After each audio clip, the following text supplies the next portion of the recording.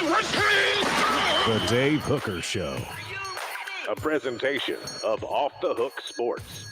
Objective insight, expertise, top guests.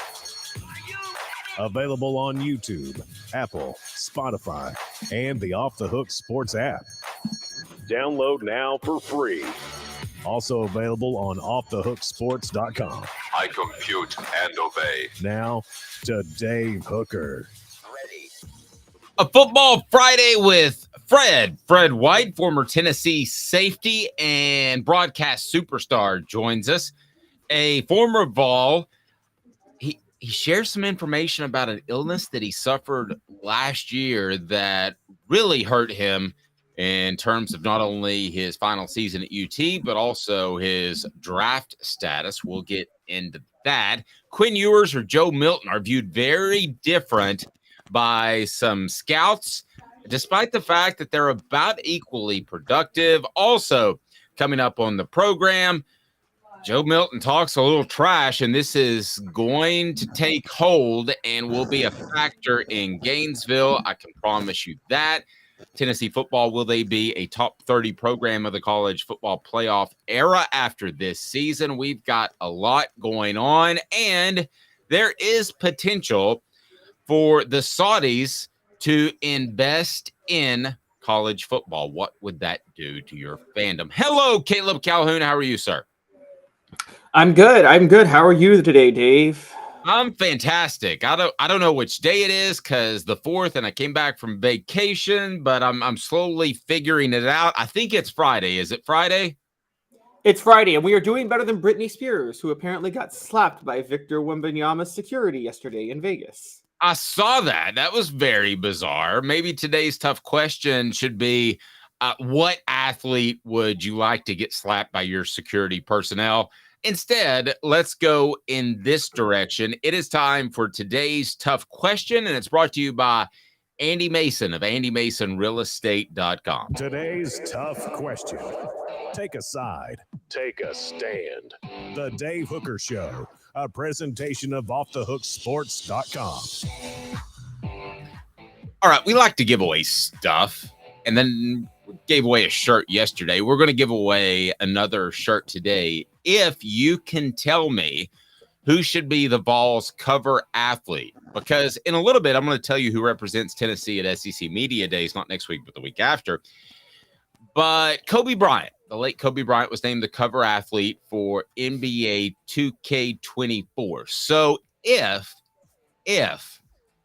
there was a UT college football game, which there's not even a college football game for some reason, they can't figure that out. But if there was one for the University of Tennessee headed into the season, who should be on the cover? Who should be on the Vols cover of, let's call it, Tennessee Football 2K? There you go, Caleb. So I'm going to save my answer till the end. Whoever nails it wins a Off the Hook Sports t-shirt.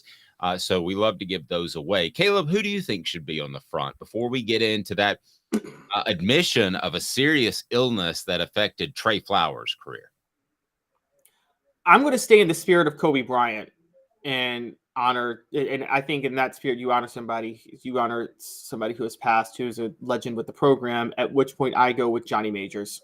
Guy played for Tennessee, came home to Tennessee after winning a national title when the program was in shambles to rebuild it. Yeah, he didn't win a national title as a head coach, but I still think you can't get more Tennessee than Johnny Majors. All right. If you can match who would be on my cover for UT24K or whatever we want to call it, then I will hook you up with a Off the Hook Sports t-shirt. Now let's get to Trey Flowers, who talked about an illness he dealt with last year. And it's kind of one of those situations that, like Chris Lofton, you kind of feel bad for questioning him after when he shares this fact. Trey Flowers said on his Instagram account, I guess it's time to update the world on what I've been going through. These past months have been some of the hardest of my life. I was diagnosed with something called myositis. Myositis, in shorter words, is weakness and inflammation in the muscles in the body. And basically, my body was fighting against itself. Sounds like an autoimmune disease. This disease attacked my body so fast, I didn't understand why I was feeling The way I played my last football season, not even knowing I was dealing with. I knew something wasn't right because I didn't feel like the player I know I am, but I continued to push through. It took months just to figure out what was going on. I had zero answers. The good news, he states, after I found out what was going on, I started my treatment ASAP. During my treatment, which I started back in February, I was unable to do any extraneous workouts, no senior bowls, no pro day. Good news is I was recently cleared to start working out again. I know God has the last say. So my head high, and I'll forever stand on 10. So you were one of the ones, Caleb, that I thought was the most optimistic and positive about Trey Flowers in particular. And you said he probably covers up for a lot of mistakes. So kudos to you for pointing that out when it was easy just to say, oh, the defensive backs are terrible. That was the easy way to say it. My heart breaks for the young man because it's such an important season, much like Chris Lofton, who played with testicular cancer in his final year. And everybody wondered what was wrong with Chris Lofton, that's just not Chris.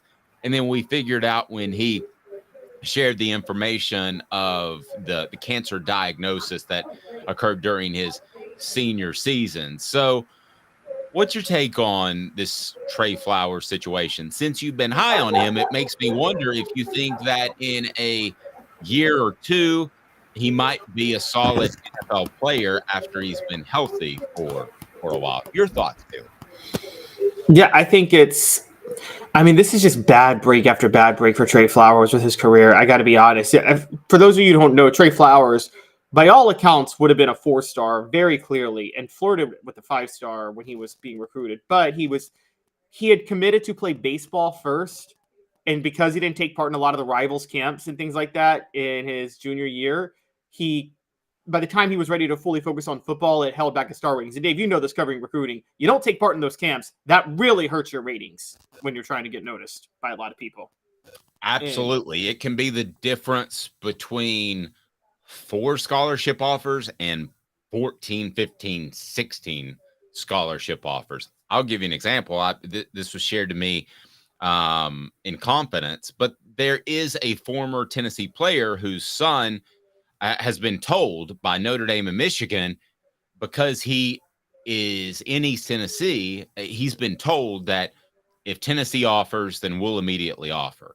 So maybe a little bit of a stretch, but I say that to say sometimes one team can cause 8 different offers to come. And there's no question in my mind that if Trey Flowers had been in those workouts, he would have gotten that one offer that could lead to 6 or 8. No question. You're absolutely right about how recruiting works in those summer workouts.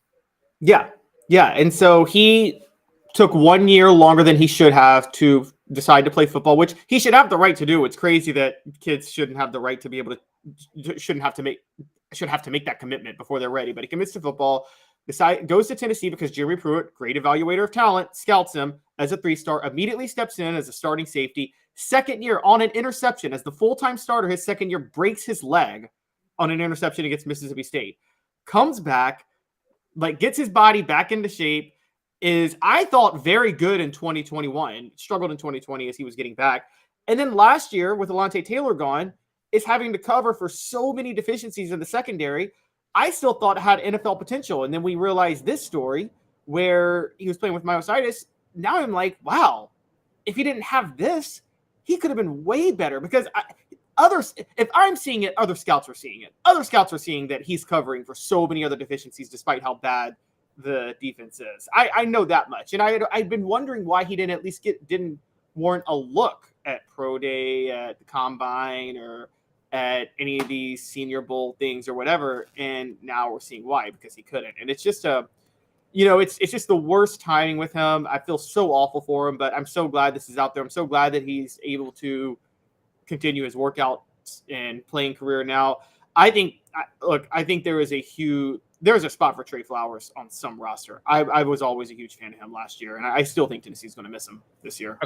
Okay. So I want to ask you that you do think that there's a spot on the roster. Can he be a starter? First, I want to tell you about AndyMasonRealEstate.com, best service, best prices in the biz. AndyMasonRealEstate.com. Over 40 years of combined experience in his office. He's phenomenal. Getting ready to make a real estate move. AndyMasonRealEstate.com is where I will go. So Trey Flowers, let me ask you this. Will he be a starter, or will he be roster, starter, Pro Bowl, All-Pro? 4 levels. Roster. I don't see starter, Pro Bowl, or All-Pro, but I do see a roster guy. I see a roster guy. If he's 100% healthy, I'm not going to rule out starter. Now, he has to fall in the right situation like everybody does, but I won't rule it out. I will say that I agree with you. However, I think it's going to be roster. Be sure and hit that like button, subscribe if you haven't to this point, and turn your notifications on before we get to another topic. We got Joe Milton talking some trash in a little bit, and somebody on the message board said, how did Lane Kiffin come up? Well, it came up because of this. He's joking, and I ask you, who should be Tennessee's cover figure on an let's say a UT 2K24 game, because Kobe Bryant, the late Kobe Bryant, is going to be on the NBA 2K24 game. So if you are able to tell me who my pick is at the end of the show, then I will hook you up with an Off the Hook Sports shirt. And well, if it's Kiffin, let's just go all in and do Lane Kiffin, Bruce Pearl, and Donnie Tyndall, man. Let's get them all. Let's just be a heck of a shirt, wouldn't it? It would. I mean, it's you, Dave. You had the greatest, you got to cover a year where Tennessee had Pat Summitt, Lane Kiffin, and Bruce Pearl. All 3 of those guys were at the same school for a year. I still look back, I'm like, that's incredible. Yeah, and I said to myself at the time, I said, this is good stuff, and it's not going to continue. Both the success and the sensational nature of the program. And sure enough, it didn't. And it got bad. Now, I didn't think it was going to get that bad, of the decade of dysfunction, as Mark Nagy calls it. But no, that was a pretty special year. Pat Summitt was just all-time great to cover. She was fantastic. So let's get to some Quinn Ewers, or Joe Milton, as a 2024 draft prospect, because Joe Milton is not even in the first round of the mock draft. That does not surprise me. This, according to ESPN.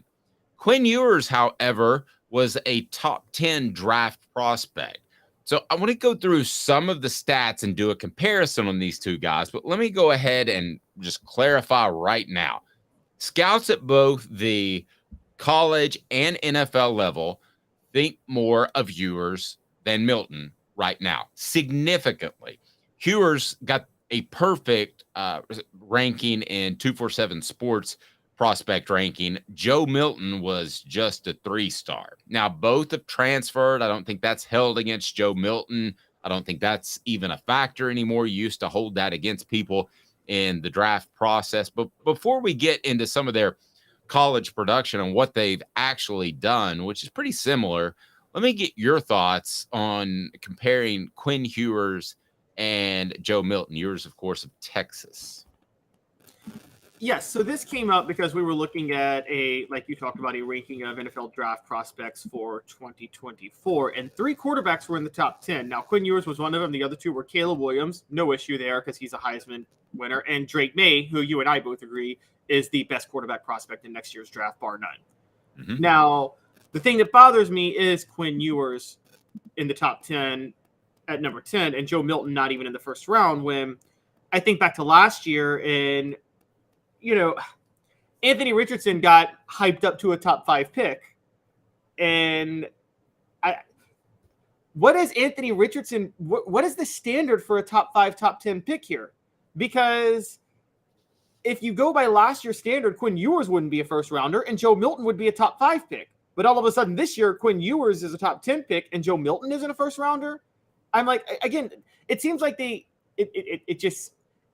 change the standard randomly every year. And I think that's what kind of bothers me about this list, because I think that if you're going based off last year, you should consider Joe Milton a far better draft prospect than Quinn Ewers, because scouts are valuing the size, the mobility, and the arm strength. Which one of those things does Joe Milton not have? I mean, so I don't get this. No, it takes one team, and in Richardson's case, it was the Colts. So it takes one team to get you up there, and one team could fall in love with you and think that you're going to be this incredible player because of your tangibles, how far you can throw the ball. He's a much better runner than Ewers. I think we would all agree in that, even though I don't think we've seen the best of his running. And it takes one team to say, that's my guy. And I do believe that ultimately Milton and Ewers could be considered around the same place as long as Milton plays well. But I do believe they'll be considered for far different reasons. You bring up Richardson. I think that's a great reason. Ewers, however, I believe has better touch on the ball and better accuracy from what I have seen. Now, let's take a look at the stats. If you want to look at the stats, I'm going to pull what Ewers has done at Texas. He's got a 132 overall rating. I think he played 2 snaps for Ohio State, but 58% completion percentage, yards per attempt, 7.4, 15 touchdowns, and 6 interceptions. So I'm going to pull what Joe Milton has just done at Tennessee. So I'm not going to get into the Michigan stuff, but he completed about 59% of his passes, 9.3 yards per attempt. Also, as far as touchdowns to interceptions, 12 touchdowns, hadn't thrown an interception at Tennessee yet, and has a 165 rating. So if you want to go by stats, it just makes your argument that much stronger. He's 30-plus points better in a quarterback rating than Quinn Ewers. So when I first saw this, when we had our 3:45 production meeting this morning, I thought, well, Ewers seems like a more solid prospect. But when you really look at the numbers, I don't think that's necessarily the case. I wonder if some people still think about that Ole Miss crazy play where he jumped out of bounds with no time left. That still sticks in my head, guys. I'll be honest with you. I've been called a Joe Milton hater. I'm not. I hope nothing but the best for the young man. But that's the kind of mistake that still stands out. And I think he panicked just being thrown into the situation the last drive, which I'm not saying that's a good sign because you don't want your quarterback. Your quarterback should always be ready. But clearly Joe Milton wasn't ready to go in the game at that moment, and I think he panicked a little bit. I think he panicked a lot a bit. I mean, I think he clearly panicked, and that could be 1 in a million. But I don't know that it is. In a pressure situation, Tennessee is going to need him to make plays, and if he's not able to do that in clutch situations, it could be the difference in 2 wins or losses. I mean, you could be, instead of a 10-2 team, you could be an 8-4 if he makes mistakes late.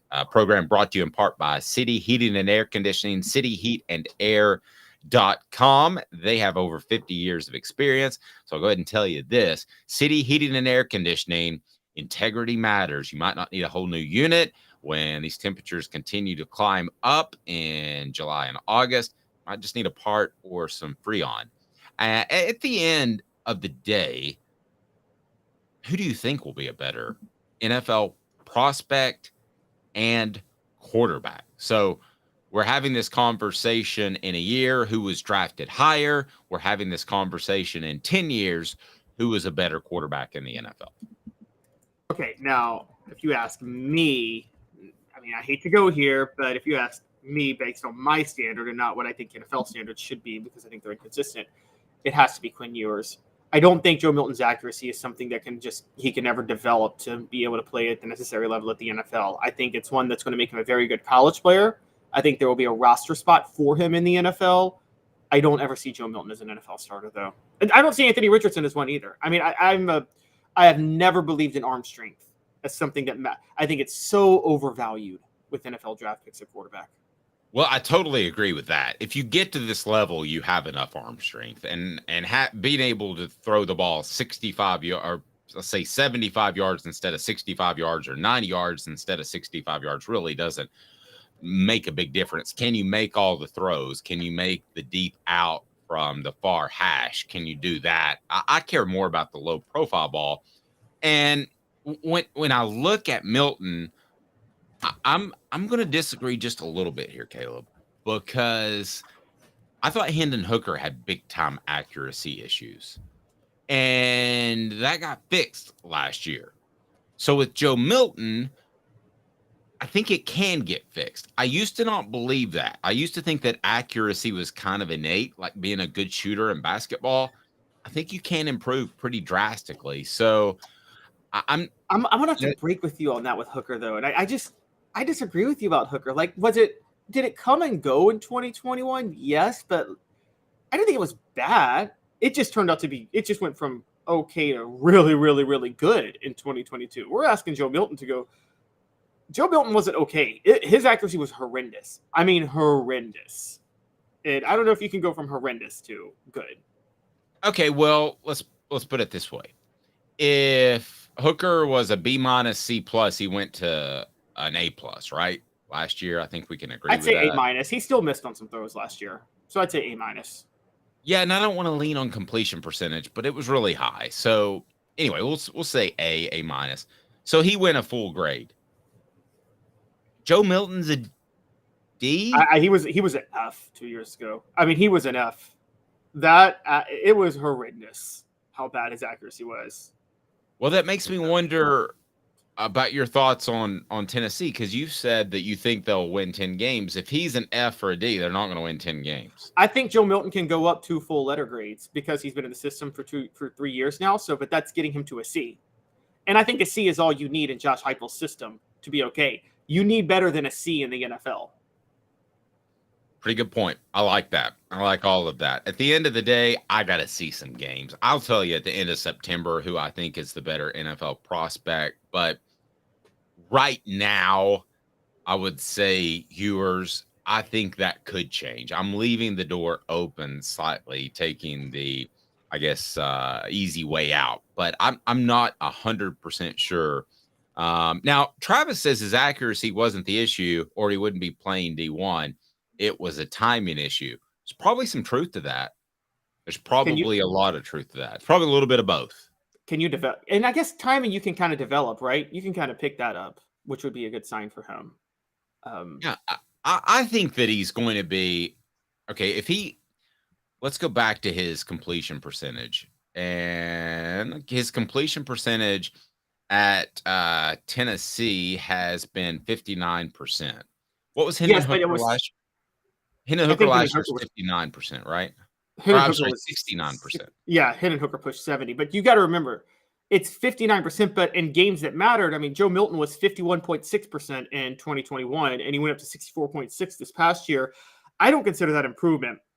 So much of that was mop-up duty with Joe Milton. I mean, so much of it was mop-up duty. So the only game we have to go on where he showed accuracy was the Orange Bowl. Now, we don't know what to make of it because the Vanderbilt game, he wasn't accurate at all. All of his issues were still on display in the Vanderbilt game, but it was raining in that game. And then the Orange Bowl happened. Yeah, the weather conditions were horrible. Talking to Cooper Mays and Jacob Warren on the Vol Report, they said it was worse than it looked on television. So you can go one way. You can say that the weather conditions were terrible, his accuracy was terrible, it was because of the weather. And then on the flip side, you could say Clemson didn't really want to play and they weren't motivated to play. I think it's probably somewhere in between. Where he'll be different, and what I really like about Joe Milton is the intermediate over the middle passes, the low profile passes, the little darts. I saw enough accuracy out of the Orange Bowl to believe he'll be really good on that. Now, is he going to be good on the other touch passes? That's a whole different question. Fred White coming up next. We always enjoy talking to Fred White. Be sure to hit that like button, subscribe if you haven't, and turn those notifications on. Fred White coming up next with Caleb Calhoun. I'm Dave Hooker, Off the Hook Sports. Sun, sand, and salt water, the beach is a very relaxing place. Unless you wear contacts. Ow!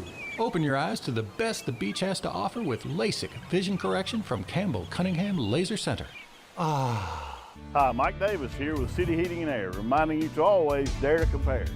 Our team provides quality local heating and air service, installation, and maintenance across East Tennessee.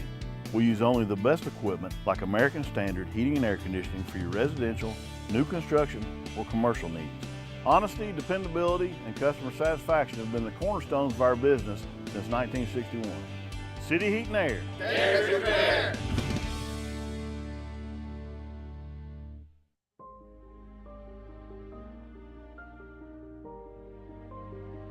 Our family has been creating one-of-a-kind pieces of jewelry in West Knoxville since 1986. Each piece is a combination of unique processes that bring your idea to life. Every day in our shop, a truly special item with a story all its own is being manufactured in our facility, bringing the history and family sentiment into a whole new generation of life. We're grateful that you chose us to be Knoxville's best jeweler, a title that we value and respect. Because to me, being a jeweler and owning a jewelry store are not the same thing. I'm Rick Terry.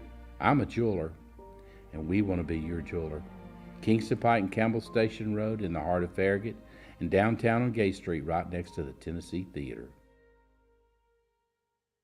When you want a hard cider that's easy to enjoy, one that's crafted to perfection, you need Tennessee Cider Company. Some say it's the signature cider of the South. Others say it's the cure to your craving. They all say you'll savor every sip. With a selection of ciders free to sample, all it takes is one taste. Visit tncidercompany.com for more information, as well as to shop our ciders and merchandise online. Thirsty yet? Doors open at 10 a.m. Who's this guy? Hello, who is it? The Dave Hooker Show, Who? a presentation of Off the Hook Sports, What? YouTube, Apple, Spotify, and the free Off the Hook Sports app. Back to Dave Hooker. Candidates for the UT2K24 game, because the late Kobe Bryant is going to be in front of the NBA 2K24 game. Travis says it's Joe Milton. Travis says it's General Nealon. Now, this is just for 1 year, guys. And if you're able to pick who I select, and I'll share that at the end of the show, I'm going to hook you up with an Off the Hook Sports t-shirt. I said hook you up. That's sounded really corny. I know, it's terrible. All right. So, by the way, my daughter shared something with me. She goes, I stole one of your lines, because everybody always asks when I say my name. They say, Booker? No, Hooker, just like the working women. That's what I say. And she stole that. And it sounds so much funnier coming from a teenage girl, if you think about it. Oh my gosh. Oh my gosh. As a 40-something-year-old dude. So we got to share dinner last night and talk about that. I thought that was pretty funny.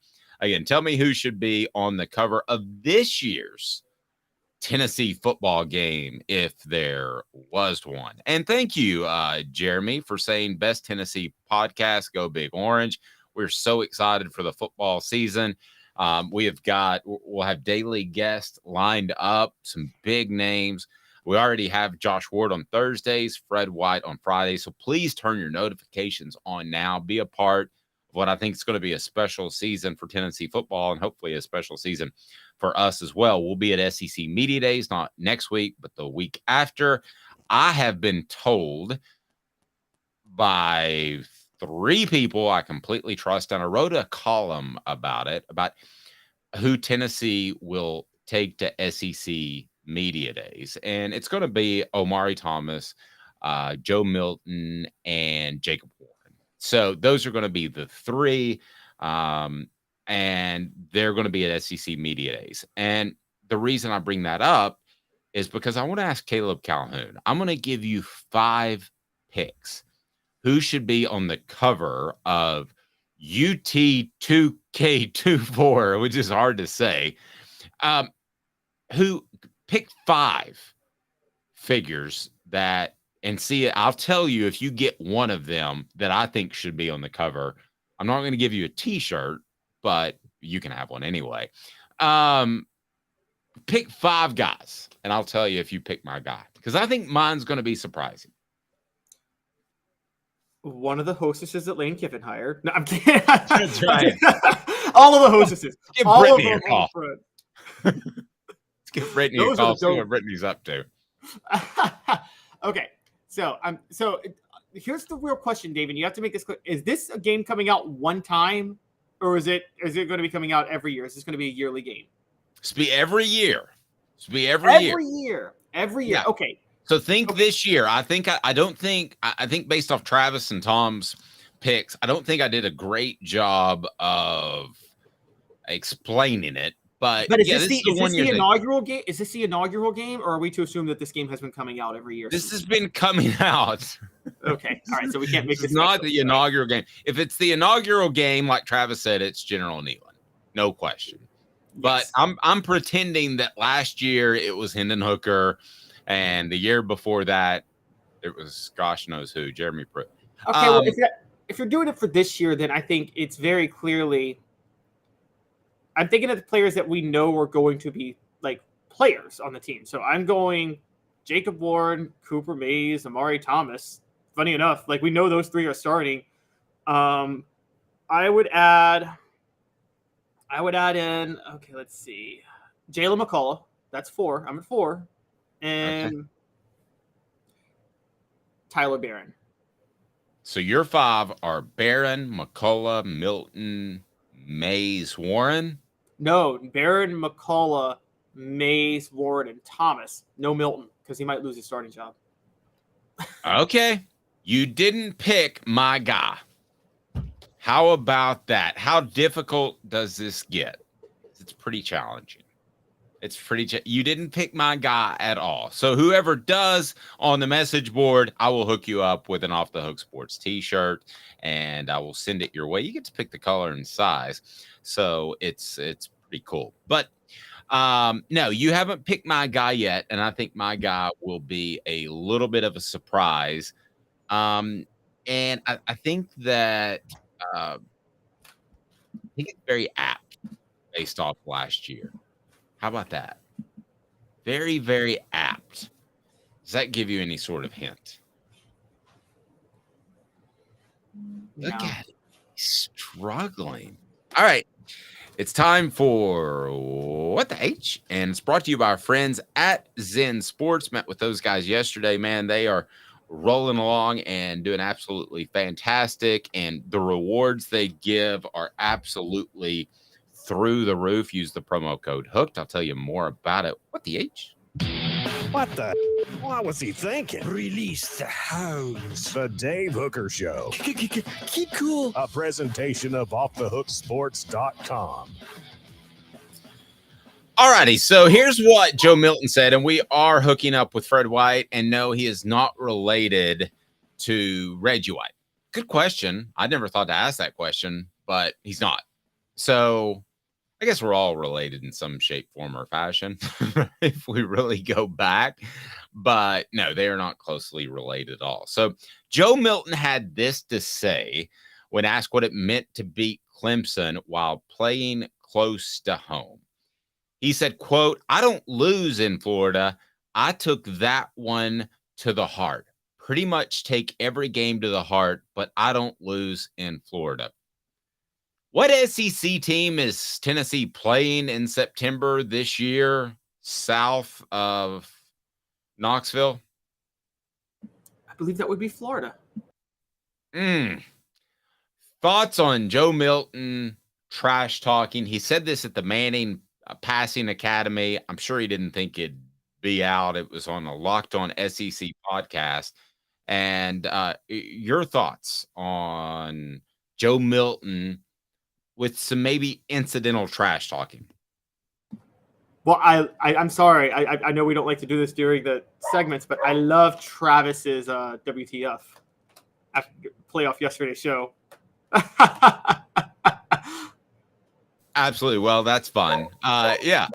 WTF does not mean, well, that's fun. We worked that out with Josh Ward yesterday. Let's bring Fred White into this. And Fred's appearance brought to you by Zen Sports. Fred, how are you, sir? I'm doing good. About you guys? Never better. Never better. So Joe Milton said this. He said, quote, about the Clemson playing close to home, the Clemson game in the Orange Bowl. It was very meaningful. I don't lose in Florida.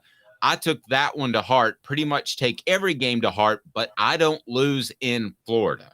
Close quote. I think Tennessee plays at Florida in September. If I can pull up the schedule and double check, but I'm pretty sure. Is this trash talking? What do you think? I like it, honestly. I'm glad he don't lose in Florida. Keep that up. I mean, I'm okay with him saying what he said. Only thing about talking trash, you need to back it up. That's it. If you can't back it up, then you can't talk trash. But if you can talk trash and back it up, by all means, talk trash.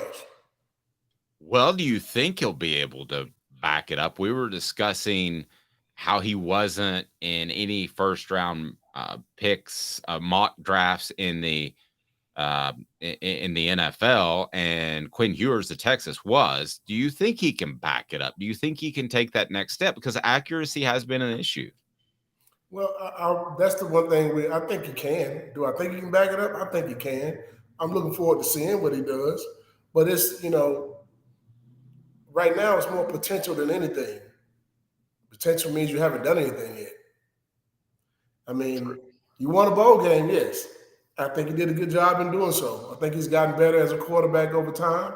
And I think he has what it takes to really make that happen. However, Quinn Ewers, on the other hand, he started for a whole season. So it's not it's not necessarily a comparison of what the talents are based on what the pre-draft stuff is, and the draft is not even a year. It's almost 9 months away from now. So, a lot can change in a year.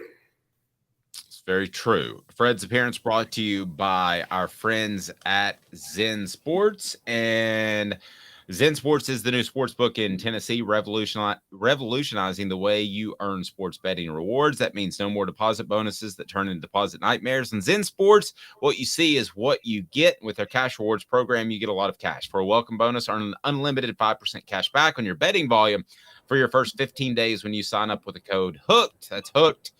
That's right. Unlimited 5% cash back. Keep betting and keep earning. You earn money with up to 3% cash back on your betting volume every month after that. And refer friends to earn a percentage of their betting volume as cash rewards as well.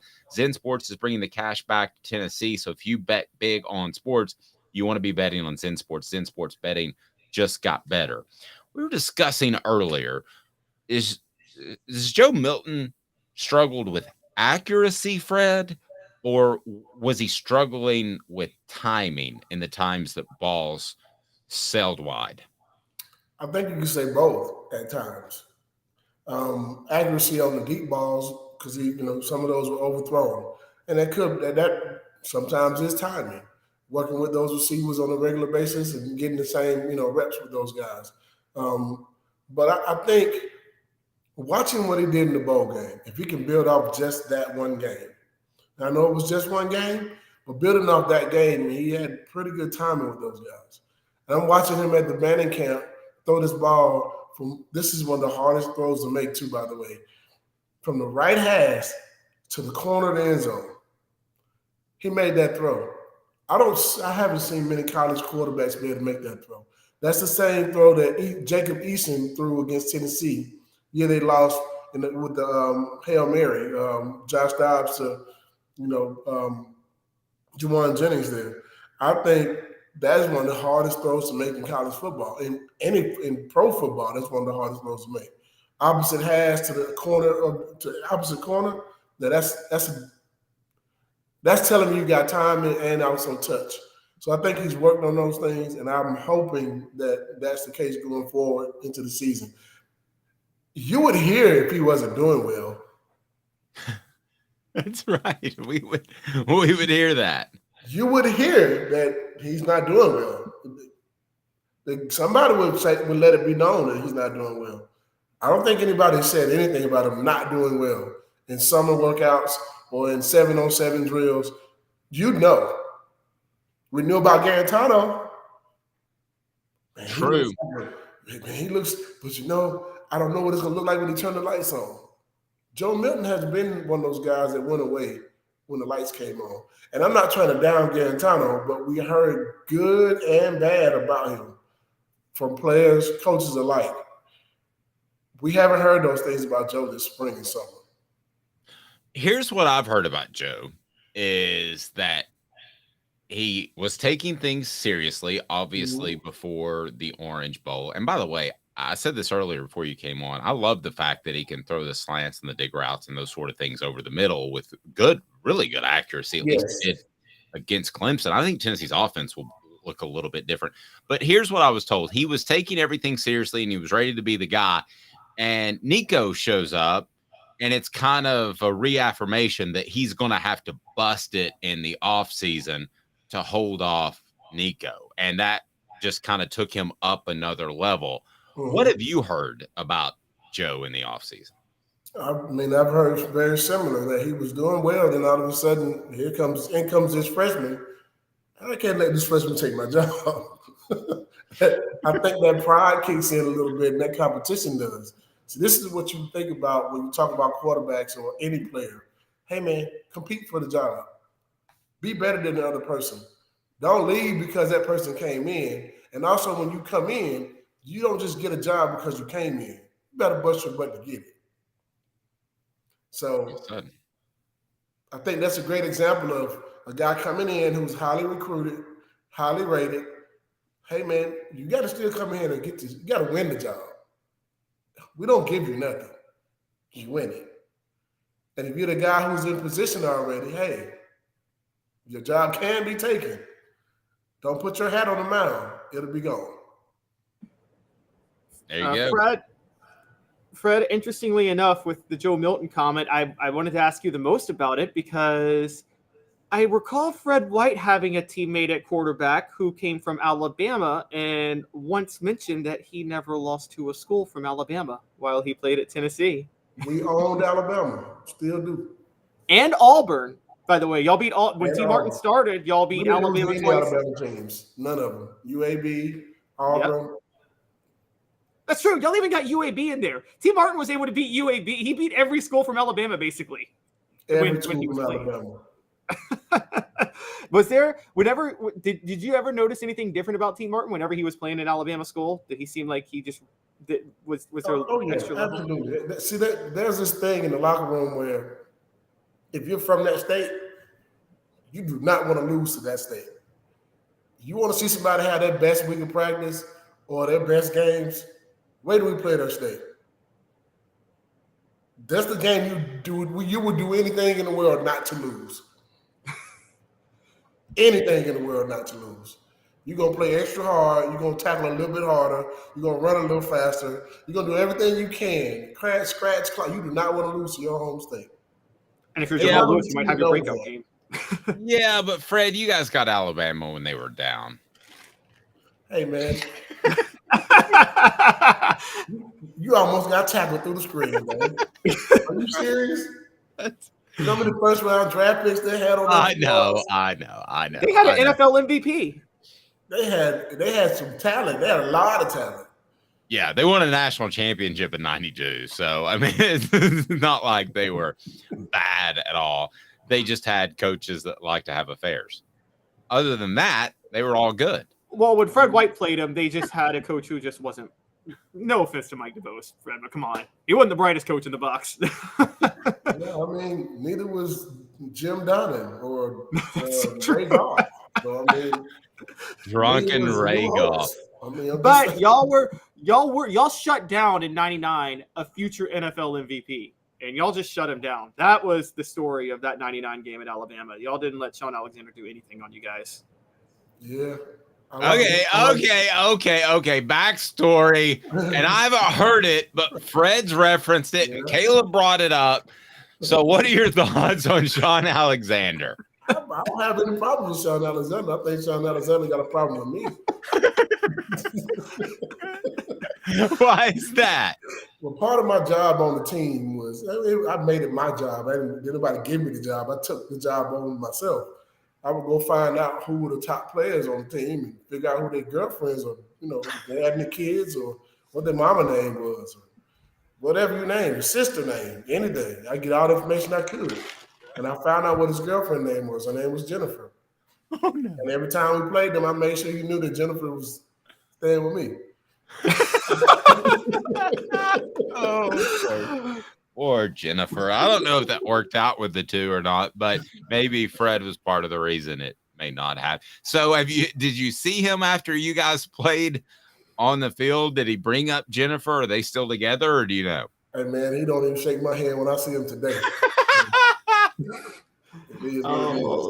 You know, the great part about it, that's before the WWW, when you could have easily found out his girlfriend's name. You actually had to put some work into it. I had a couple of high school classmates that went to Alabama. I called and asked the questions. Hey, man, I need some information on a couple of players. Man, he got a girlfriend? You know, what's his name? What's her name? Oh, really? Okay. Where's she from? Cool. Got it. Just a little bit of information goes a long way. That is. It's my equivalent of Dennis Rodman sending strippers to the players' hotel rooms when they were getting ready to play them the night before. You find out all the information you need from them, and then you just use it in the game. That's how you get under somebody. Wait, Dennis Rodman actually did that? Yeah, you didn't know I didn't know that. Yeah. I didn't know that. So did Eric Dickinson. Wow. Fred knows who this is, but I'm not going to say it because I was told this in confidence. But there is one legendary coach that used to reward his secondary with a pro, a lady of the night. Think my last name. Think Tennessee quarterback's last name last year, and he would serve up a pro on Wednesdays to the defensive back that graded out the highest in the game before. Would that be motivation to you, Fred?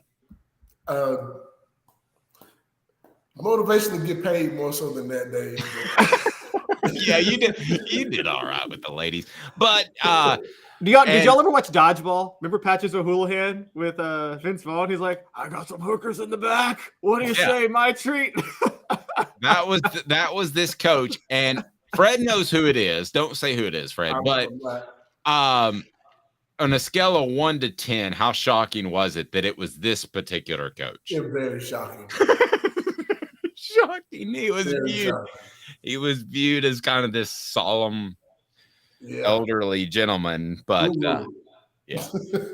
So that's not public info. I'm sorry I can't share that, and he's not with us. I definitely want to share that one, Dave. No, I don't want to talk ill of the dead as well. Let's go ahead and get to 4 downs right now, where the topic is trash talking. 4 downs brought to you by crafttreats.com. 4 downs.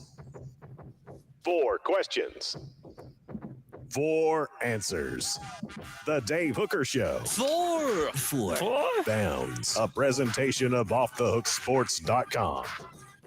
We're talking trash, and it's brought to you by crafttreats.com. Use the promo code offthehook. Get 20% off the various treats that they have for your pet, including the chill pills with the CBD that will help with your pet's anxiety, will help with your pet's arthritis, will help with your pet's digestive issues. crafttreats.com. Use the promo code offthehook. We greatly appreciate it when you support our sponsors. So let's go ahead and get the first down, and Cooper Mays is the one who will bring us in on each and every down. Coop, what down is this? Coop here, first down. Thank you, Coop. So who was the best trash talker you ever played with? Me. Other than Fred. Raynold Thompson, Sean Ellis. They talked a gang of it. Yeah. We were the 3 guys on the team that everybody couldn't stop from talking. And we were going to say whatever was on our mind, and we meant everything we said. And if you ask any player that played on our team, when the next guys come up for our Celebrate 98, you ask them who were the biggest trash talkers. And I guarantee you those 3 names will come up. what was we just on Celebrate 98, we just did Spencer Riley, and he is absolutely hilarious. And it's brought to you by Tennessee Cider Company. Use the promo code HAT to get some free swag. HAT. Whenever you order from Tennessee Cider Company, you can order their fantastic cider pretty much anywhere in the United States of America.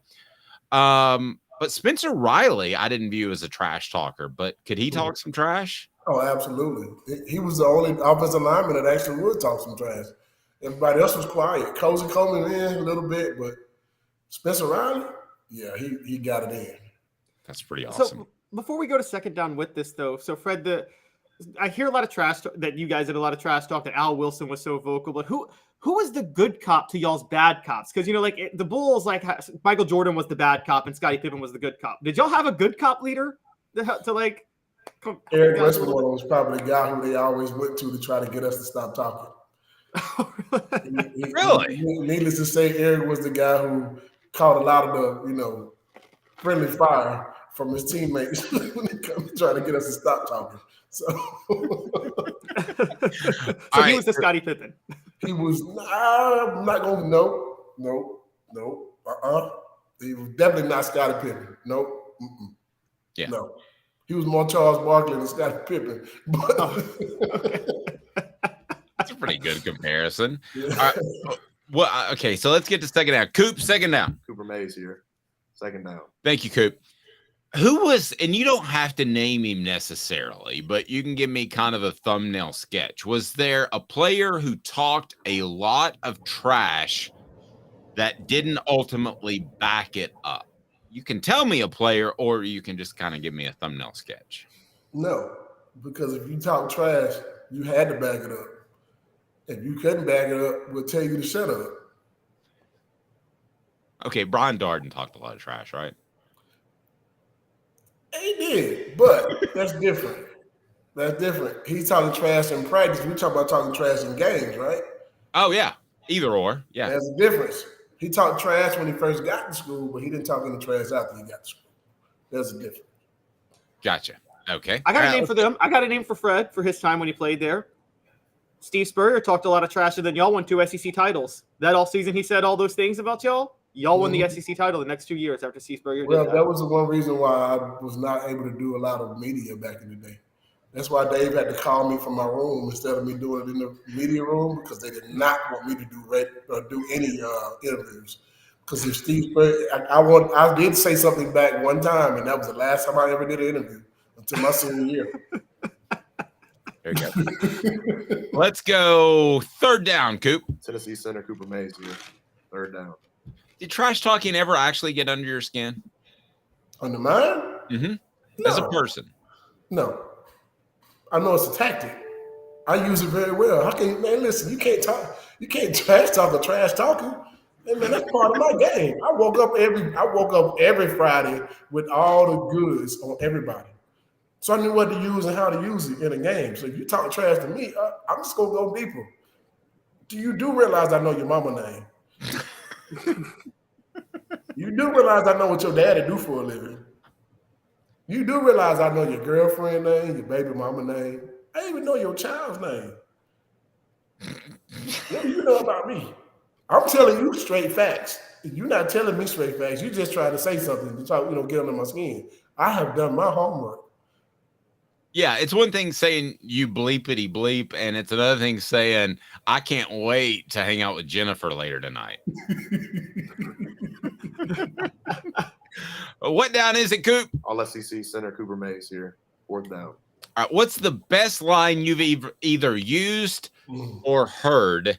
Please don't cite the one that you used on a fellow reporter in the car as we were driving back from Atlanta when we were scouting Eric Berry, because that's the best trash talking line I've ever heard. I can't even bring that up, Dave. You brought that up.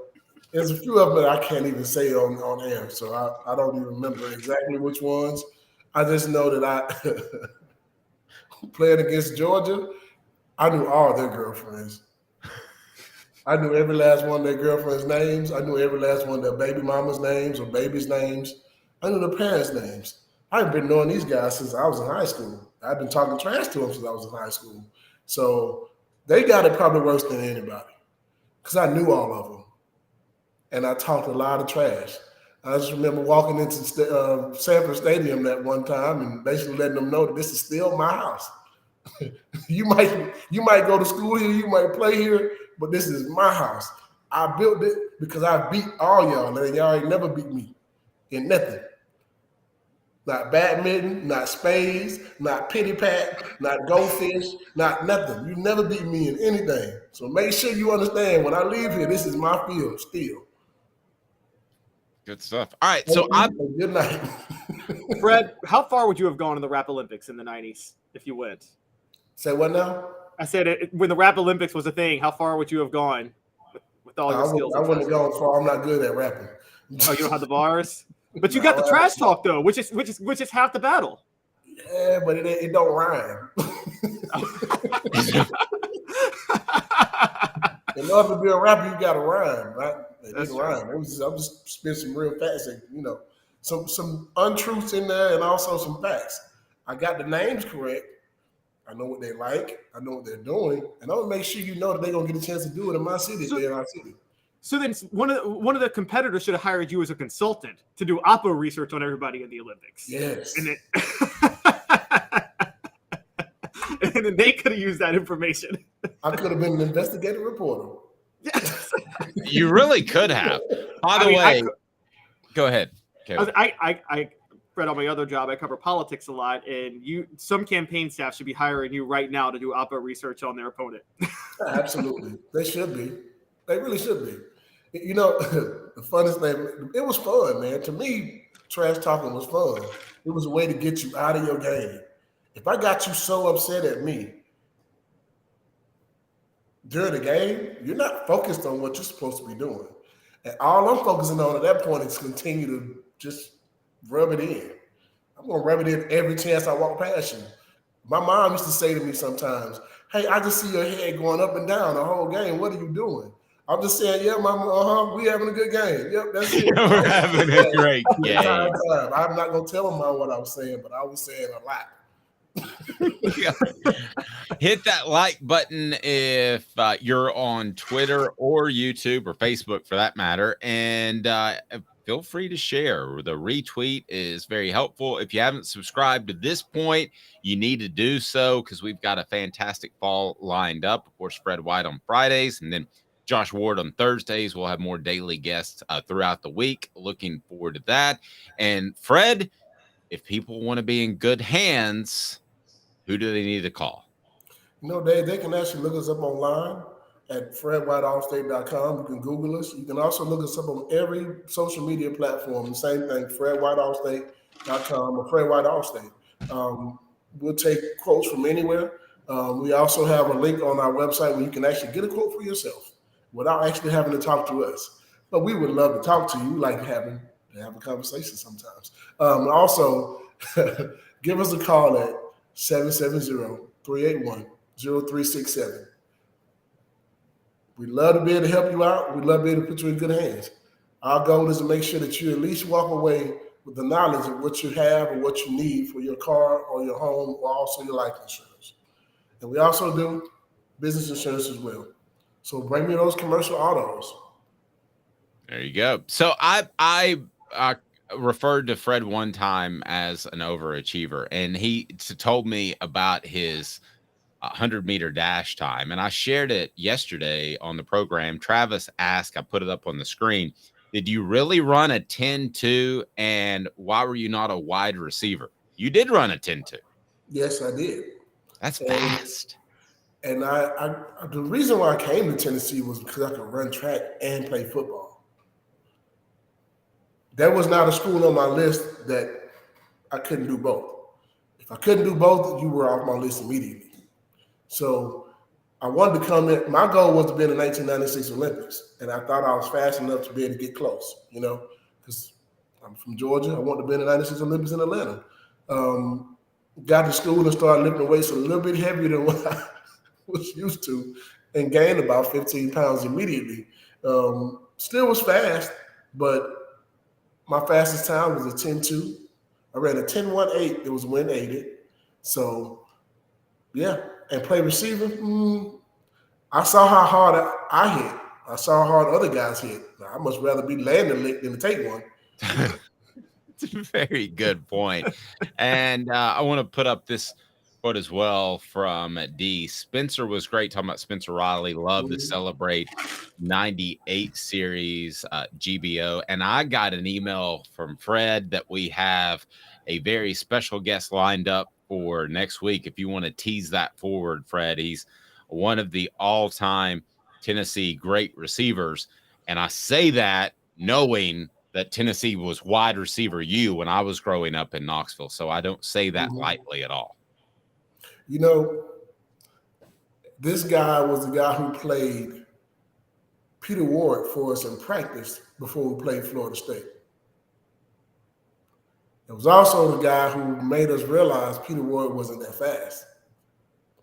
And it's Dante Stallworth because Dante was faster. He ran a 4.1840 for the scouts when they came to UT.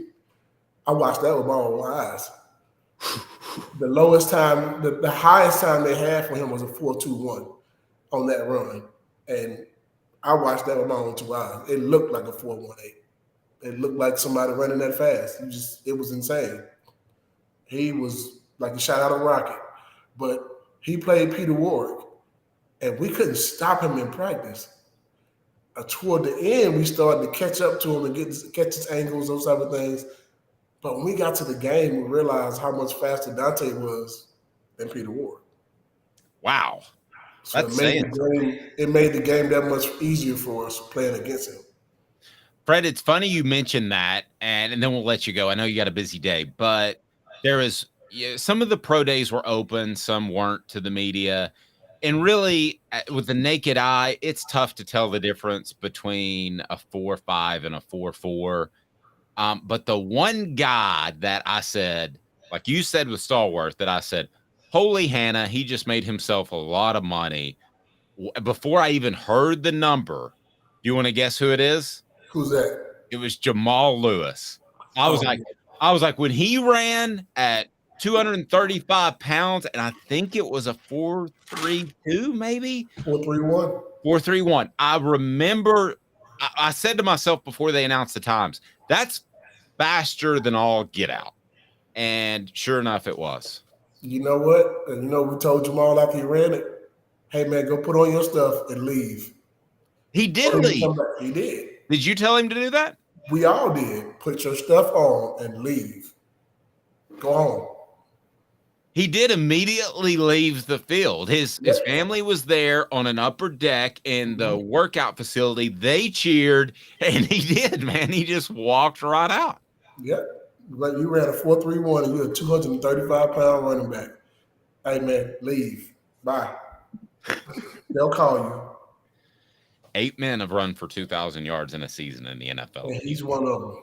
Still crazy to think that Peyton Manning and Jamal Lewis were in the same backfield for a college team. Like, that's a dream backfield for an NFL team. And they were a backfield for a college team.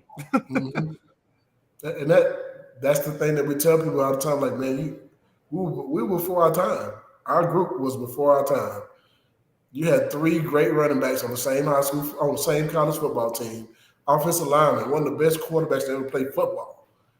I mean, how much luckier can you get as a player, to be on a team like that? Pretty good football team. Google Fred White All-State, and Fred will take care of you. And we love having him on a Football Friday with Fred. Fred, have a fantastic weekend. We'll talk to you soon, sir. And we will have Dante Stallworth, which we're recording on Tuesday night, so that'll drop on Wednesday. Celebrate 98, brought to you by Tennessee Cider Company, tncidercompany.com. Use the promo code HAT, and with any order, you get some free swag. And it tastes darn good too, Fred. It does. And man, if you're ever in the Gatlinburg area, you're making a trip to go to Gatlinburg, make sure you stop by. Go take a tour. I promise you you'll enjoy it. Ask for Aaron Maples, and they'll take care of you. Him and Brady. Those guys will do a good job for you. I promise you. I'm telling you, you're in good hands. You'll be in good hands there as well. There you go. Good stuff, Fred. I appreciate it, buddy. And also Google Fred White Jennifer later, which is what I want to do. So I tried. I know I googled Sean Alexander Jennifer to see if they stayed together, and I had to put in Alabama. I was doing all this googling while Fred was talking, and I wanted to find out if Sean and Jennifer are still together. I seriously doubt it. That is awful. Pardon my cough as I have a bit of a cold. Fred, great stuff, buddy. I appreciate you. Off the hook. Go Vols. Fred White is fantastic. It could have been Jennifer White at some point. There's one of my favorite rappers out of Memphis. His name is Yo Gotti. He has a great song when he was in his early days coming up, where he said, and I'm gonna do the cleaned up version. So he basically says, after I get physical with your woman, I will inform you about it. Well, that's good. At least he's letting you know. At least he's letting you know, gentlemen, right? Yeah. 2 minutes, and we come back with Tennessee, not a top 30 program in the college football playoff era. Will they be after this season?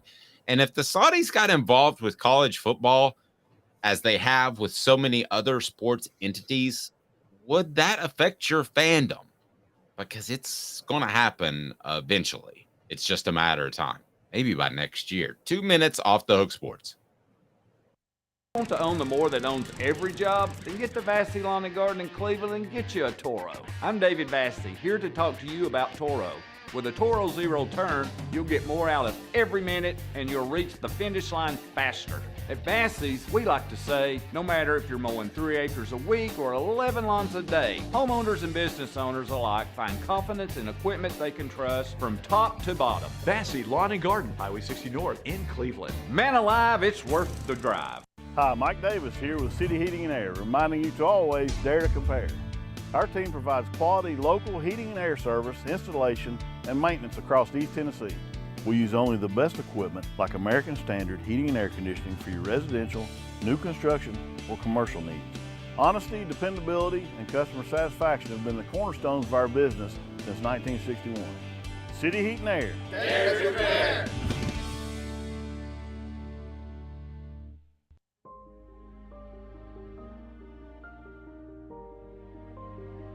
Our family has been creating one-of-a-kind pieces of jewelry in West Knoxville since 1986. Each piece is a combination of unique processes that bring your idea to life. Every day in our shop, a truly special item with a story all its own is being manufactured in our facility, bringing the history and family sentiment into a whole new generation of life. We're grateful that you chose us to be Knoxville's best jeweler, a title that we value and respect. Because to me, being a jeweler and owning a jewelry store are not the same thing. I'm Rick Terry. I'm a jeweler, and we want to be your jeweler. Kingston Pike and Campbell Station Road in the heart of Farragut, and downtown on Gay Street right next to the Tennessee Theater. With all that sun, sand, and salt water, the beach is a very relaxing place. Unless you wear contacts. Ow! Open your eyes to the best the beach has to offer with LASIK vision correction from Campbell Cunningham Laser Center. Ah. You're listening to The Dave Hooker Show, a presentation of OffTheHookSports.com. The internet is full of pictures of each and every one of you. Available on YouTube, Apple, Spotify, and the Off the Hook Sports app. Download now for free. Is there nothing you people can't do? Also available on OffTheHookSports.com. Elias says Fred could lead the most unsettling pregame PA hype package in history. That would be pretty good. Imagine if he was doing the starting lineups. And now, Sean Alexander dating Jennifer for now. Running back Alabama. That would have been fantastic. Can you imagine that? Maybe we can get Jeff Jarnigan to do that. He's a PA guy. Probably wouldn't be the best idea for his future as a PA guy, but it would be absolutely hilarious. I didn't know about the Olympics that Fred wanted to run in. This segment the Saudis are going to get involved in college football. It's a matter of time. And we saw the Live tour come together with the PGA Tour very quickly when it seemed like they absolutely hated one another. So we're going to get to that. But first, will Tennessee be a top 25 program after this season? Top 25 in the college football playoff era. So recently, according to the Sporting News, and Bill Bender, a friend of the program who we'll have on from time to time this fall, had a scoring method to rank the best programs of the college football playoff era. As you might expect, Alabama was number 1, Clemson number 2, Ohio State number 3, Georgia number 4, Oklahoma number 5. Then I'll run down the rest. LSU, Michigan, Notre Dame, Oregon, Wisconsin in the top 10. Tennessee not in the top 30. When you go down the list, they are tied for 33rd with a bunch of other schools, including Mississippi State, Houston, Stanford, Western Michigan, Virginia, Iowa State, North Carolina, Tulane, Kansas State. Explain to me how this formula is created. And then I want to ask you the question, will Tennessee be a top 25 program in the college football era after this year? So the formula is created with, you get 10 points for a national championship. You get 5 points for a college football playoff championship appearance. You get 5 points for a college football playoff appearance. Now, to be fair, Dave, you tell me, do you think you should get more points for appearing in the title game versus just appearing in the college football playoff? Or do you think since it's 4 teams, that carries the same weight? I would give more points to those who advance further. So if I'm doing this, you get 5 points to make it. If you make the college football playoff, you get, let's say, 7 points if you win your semifinal game, and you get 10 points if you win it all. Okay. So that's just me. Yeah, I think that's fair. And then, so a New Year's 6 appearance is 2 points. And then other metrics are winning percentage, consensus All-Americans, NFL draft picks, Heisman Trophy winner, and a Heisman Trophy winner is an extra point, basically. So using these formulas, Tennessee's total score was 2 with a bunch of other teams because they've just made a New Year's 6 bowl, which puts them in league with, unfortunately for them, an in-state school in Memphis, which actually was ranked ahead of Tennessee until this year, probably because of that. That's all they've got to their resume right now. Now, of course, the college football playoff came into existence when Tennessee was at its lowest point in history. I mean, they had been on the heels of 4 straight losing seasons, the only time since 1907 to 1910 that happened. And also they were entering an era with a very incompetent, who you refer to as a sociopath, head coach. Maybe. So let me ask you this. Will Tennessee be top 25 using this formula after this year college football playoff era team? No. No. Okay, why? Because they will only get 2 more points after this year. And those 2 more points will be, they're going to make another New Year's 6 bowl, so they'll get to 4 points. But that would put them at number 29 right now. They still need, they got to get to a college football playoff or win a national title. And the scoring method is going to have to change in a year anyway when the CFP goes to 12 teams. So unless they make the playoff, which even if they make the playoff, by the way, that still would put them at number 27, tied with Baylor. To get into the top 25, they actually have to win the national title this year. That's the only way they can crack the top 25. So no, they're not going to be a top 25 team after this year. That would be quite a year. 25 years later, you shouldn't have to wait 47 years for a national championship. 25 would be pretty neat. I think Tennessee is at the very worst one of the New Year's 6 bowls, and I think they've got maybe a better opportunity than you think. I'm curious of making the college football playoff, and I say that because, man, I think Alabama views Tennessee, or at least should, as a tough matchup overall. especially now that I think they're going to dial things down a little bit, play ball control. I could be dead wrong, Alabama fans, but to me, it feels a little bit like desperation in this day and age of up tempo. You're going to try to zig while other people are zagging. So it wouldn't surprise me actually if Tennessee made the college football playoff. I've got them predicted going 10-2, but at 11-1, they definitely make it. At 10-2, they could make it. So I'm not ruling them out of a college football playoff right now. The only game that I can't see Tennessee winning this year is Georgia. I could see them beating Alabama in Tuscaloosa, which sounds insane. I mean, I could see them beating both teams. I could easily see them beating Georgia too at Neyland, the second to last week of the year. We've talked a lot about Joe Milton in this show, and Josh Pate had a great talking point, Dave, the other day. You know, when he talked about dark horse Heisman contenders, you know this, Dave. The Heisman's all about moments more than anything. Like Hendon Hooker's moment was the Alabama game. What if Joe Milton's moment is the Georgia game? That's the second to last week of the season. I mean, maybe one of the reasons Tennessee's never had a Heisman winner is because their last game has always been Vanderbilt. So you're not going to get a Heisman moment in November if you're Tennessee, because who do you get your Heisman moment against? I mean, normally you play a bad schedule in November. I thought Peyton Manning had a Heisman moment against Auburn in the 97 SEC championship game between me and you, Dave. I think a lot of people turned in their ballots before that SEC title game in 97. And I think that's why Woodson won. Because there are some people that turn their votes in 3 weeks before, which I think is just absolutely insane. Yes, and also during that time, a lot of voters didn't believe you should take conference championship games into account because everybody didn't play it. Like, many people may have felt it's unfair that Peyton Manning got this extra week, whereas Charles Woodson didn't have that because the Big Ten didn't have a title game that year. But so yeah, you need a November moment. Tennessee doesn't have.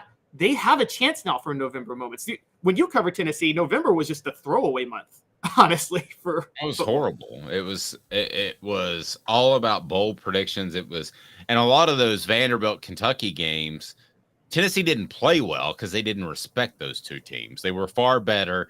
And Tennessee would either come out and score 35 in the first half and the game was over, or it seemed like Vanderbilt and Kentucky would hang tough and eventually Tennessee's talent would win out. There was no opportunity for a Heisman moment.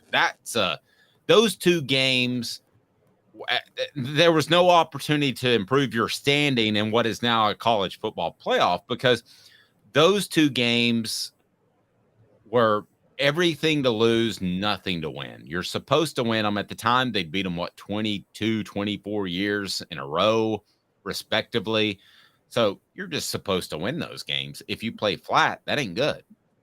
And Tennessee oftentimes did play flat. And how are you supposed to compete with that when you have, like, in 93, Charlie Ward gets to beat Florida for his last regular season game, or, you know, whoever it may be winning Heisman's during that time period. I mean, Charles Woodson gets to play Ohio State for his last regular season game. I mean, and you're stuck here playing, just hoping to get by Vanderbilt and wanting to fall out of bed and sleep through it. I mean, that's kind of the issue. So Georgia this year, the fact that Tennessee plays Georgia second to last game, Joe Milton is uniquely positioned to have a Heisman moment because Tennessee finally has a meaningful November game. And I think they can beat Georgia because we haven't seen Neyland you haven't, because what we're talking about. We've never seen Neyland in late November for a late November game that's really, really meaningful, ever. That's never happened. So it's a very, very good point that I hadn't even considered to this point. Travis says, I'm willing to bet Caleb's paperback book collection in the background that Clemson struggles to finish in the top 10 from here on. I think Clemson. They're mostly hardbacks. What are you talking about, bro? Yeah, I think that I do believe that Clemson is going to be the one program who could suffer the most moving forward in this college football playoff. But I still think they'll be pretty good and hang out there for a while. Then we'll see how much longer Dabo Swinney wants to do this thing, and we'll see what the guy's first name, Riley's brother. Garrett Riley. We'll see what he does offensively with those guys. Now, to the Saudis, certainly not a conversation that I thought I would be having a year ago. But David Ubben, who covers Tennessee for The Athletic and also is just a fantastic writer in terms of coming up with angles, coming up with ideas. He interviewed 4 unnamed athletic directors. And this is what one said. I'd say close to 50% of schools and athletic department leaders would navigate their way to yes when asked about would they take money from the Saudis, much like the Saudis have developed the Live Tour, and it's PIL is the name of the fund, but it's actually just Saudi Arabia money, and it's a lot of money. We're not talking about a few $100 million. We're talking about billions. And the PGA Tour realized that they couldn't match the money. This same source said, quote, if you'd asked me before the Live PGA Tour came together, I would have said less than 10%, meaning a chance that some school would take Saudi money. Then finishing off the quote, because even the most aggressive and thoughtful athletic directors, everyone is afraid to go first when it comes to the PIF and their involvement in American sports. And the PGA just went first. Some angles that were brought up by Josh Pate that make a lot of sense. And that is the ACC is going to be in trouble. The Pac-12, 10, whatever they end up with, 14, is in big time trouble. People don't even want to put them on TV for nothing. And I could easily see the PIL or Saudis getting involved with the ACC, but first the Pac-12. I think Pac-10, whatever they end up being. So I could see that happening. The other reason I could see that happening, and I believe will happen, to be real honest with you, is because you have a more liberal attitude out west. And I think a lot of people will say to themselves, oh, let's move on from 9/11. I mean, I've not forgiven anybody for what happened. And I realize that these people may be different people and all of that, but it still would be a factor in my mind. The Pac-12 is dying on the vine.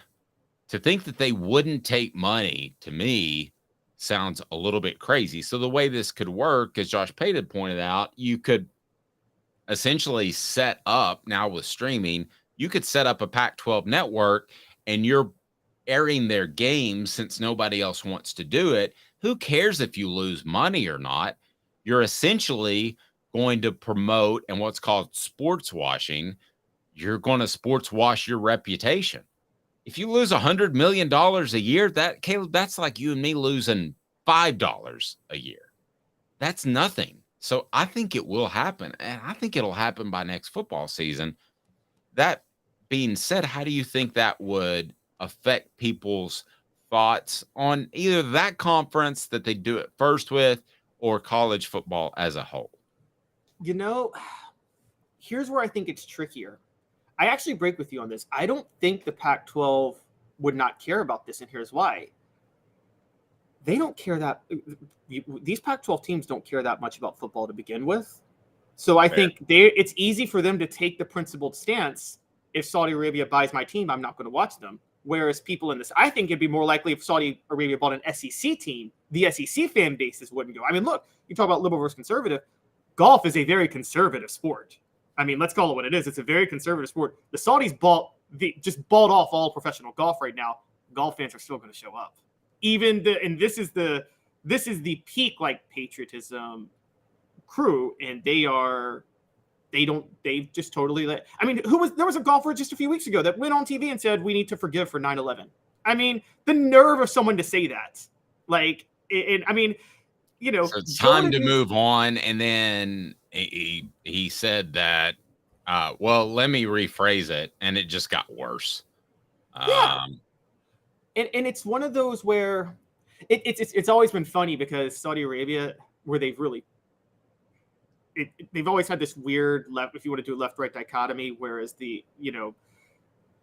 I think, two people on the left maybe too willing to get past 9/11, but also people on the right are a little more tied to oil, and Saudi Arabia is just the oil supplier of the world.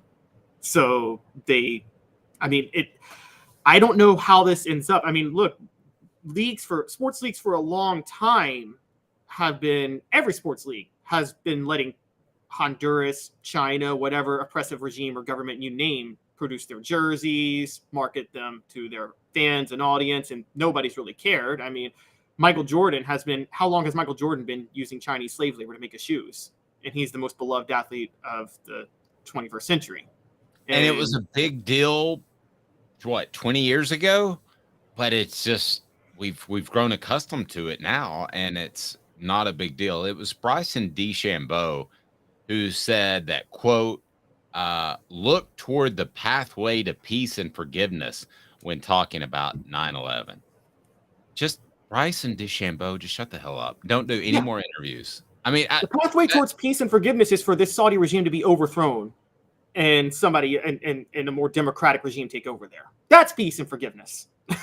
I could not say it better myself. There's no way I could phrase that better than what you just said. Rocky Top Tom says, if Saudi money gets in college sports, I'm burning everything college related that I have.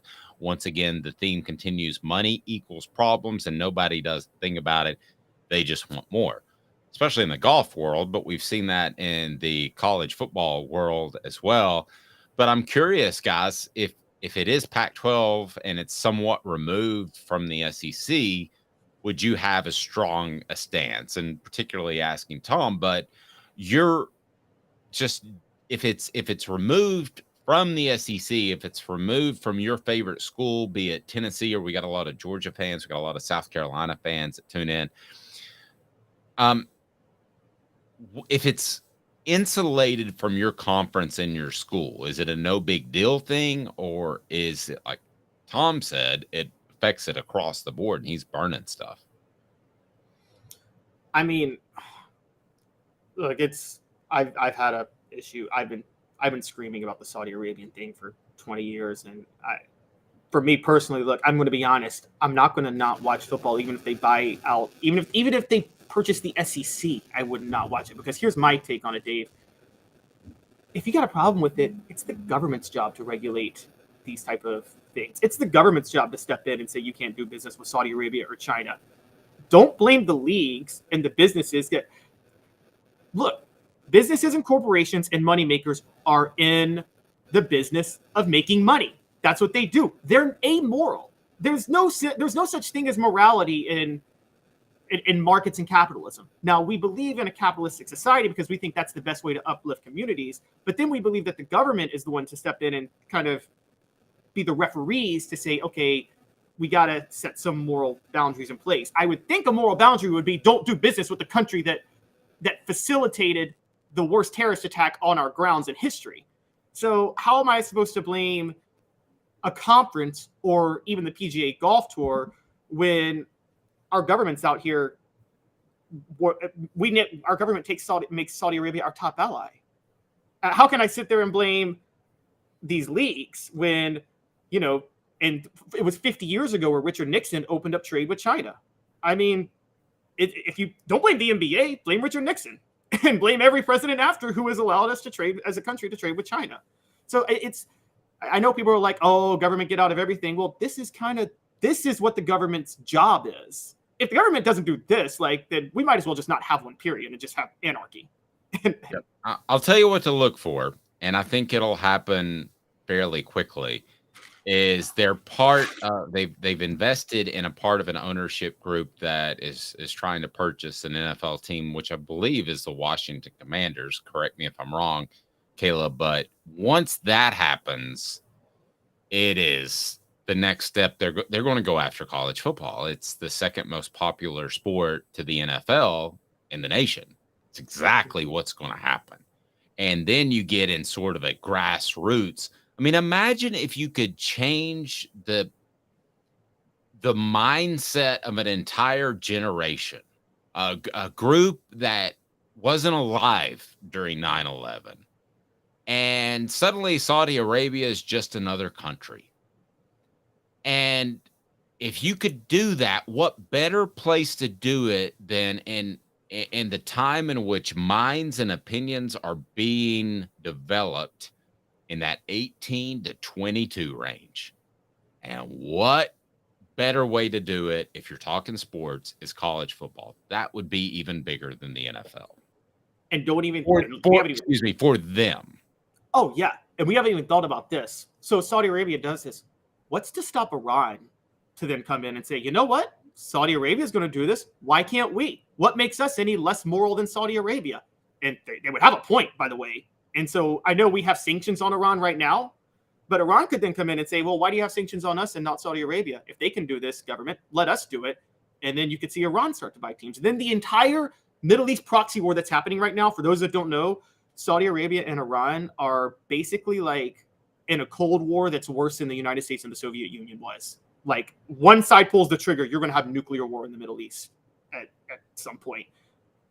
What happens when American entertainment becomes the proxy war for those two countries? Scary stuff. Let's keep our fingers crossed and hope it doesn't happen. But if I had to bet a mortgage payment, let's say it does within 5 years. I hope and pray I'm wrong. Like, literally pray. Like, when I say you brought this topic up, and it will be a part of my prayers. He's Caleb Calhoun. I'm Dave Hooker, praying that won't happen, praying that we'll have a fantastic show each and every weekday at 10 a.m. So I go back and who's going to win the shirt? I go back over the comments, and I told you at the beginning of the program that I've got the perfect guy for the cover of a UT 2K24. So I've got General Nealon on there. I've got Milton on there. I've got, man, I don't hate Joe Milton. Stop saying that, Travis. I've got a lot of different people on here, but I'm scrolling and scrolling. Be sure and hit likes.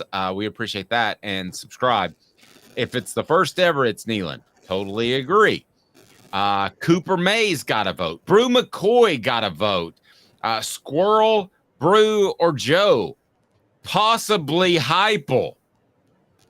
That is my pick. Travis, I think you already have a shirt, but you can have another one for your friends and family. I'll put my email right here, and I'll hook you up with an Off the Hook Sports shirt, and we greatly appreciate you being a regular listener, but you get the shirt for nailing it. It's Josh Heupel.